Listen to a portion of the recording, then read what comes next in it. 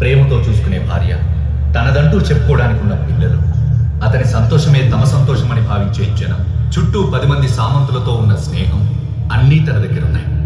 కానీ మనశ్శాంతి మాత్రం లేదు. 4-5 దైవ క్షేత్రాల దర్శనం, 10కి పైగా తీర్థ స్నానాలు చేశాడు. దేవుడికి తులాభారం, తల్లిదండ్రుల పేరు మీద అన్నదానం చేశాడు. ఇలా ఏం చేసినా రాజు కళ్ళల్లో నిద్ర, మనసుకి మనశ్శాంతి దొరకలేదు.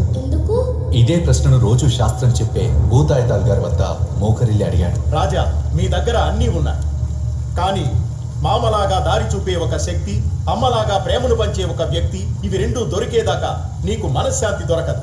అది ఎక్కడ దొరుకుతుంది అయ్యవారు? వెతుకు, ఒంటరిగా. రాజు అన్నీ వదిలి అడవికి వెళ్తాడు. అడవి మధ్యలో వెళ్తుండగా అతనికి గజ్జల శబ్దం వినపడుతుంది. వెళ్తున్న రాజు ఒక్కసారిగా నిల్చొని చూశాడు.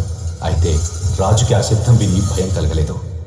అమ్మ కౌగిలించుకున్నట్లు, మామ ప్రేమతో పిలిచినట్లు అనిపించింది. రాజు శబ్దం వచ్చిన దిక్కు వైపు వెళ్ళాడు. వెళ్ళి ఒక రాయి దగ్గర నిల్చొని తన ఆయుధాన్ని వదిలేశాడు. అప్పుడు అతని కళ్ళలో నుంచి ఆపుకోలేనంత కన్నీరు, చేతులు తెలియకుండానే నమస్కరించాయి. రాజు మనసులో ఏదో సంతోషం, ఇప్పటిదాకా దొరకని సంతోషం. అమ్మ కౌగిలించుకున్నట్లు, మామ తలని నిమిరినట్లు. అప్పుడు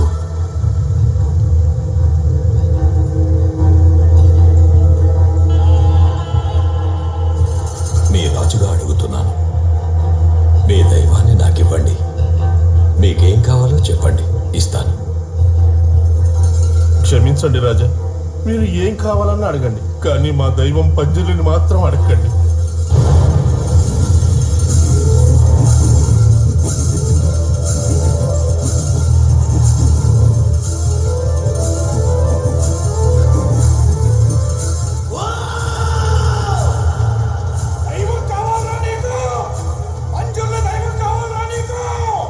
మీరు తప్ప నాకు ఇంకేం అక్కర్లేదు పంజుర్లి.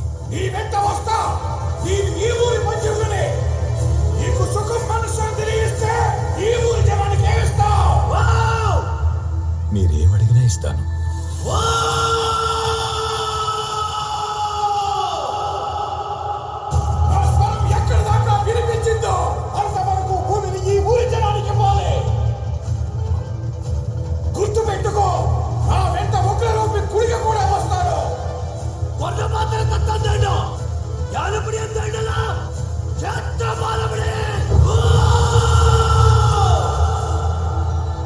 అలాగే పంజుర్లి. రాజు తన రాజభవనాన్ని అందంగా అలంకరించాడు. ఊరికి మామిడి తోరణాలు కట్టించాడు. రాజుకి కొడుకు పుట్టినప్పుడు ఎంతలా సంతోషించాడో దానికన్నా 100 రెట్లు సంతోషంతో దేవుణ్ణి తనకు తోడుగా తీసుకుని వెళ్ళాడు. అప్పటి నుంచి రాజకుటుంబంలో సుఖం, మనశ్శాంతికి ఎలాంటి లోటు రాలేదు.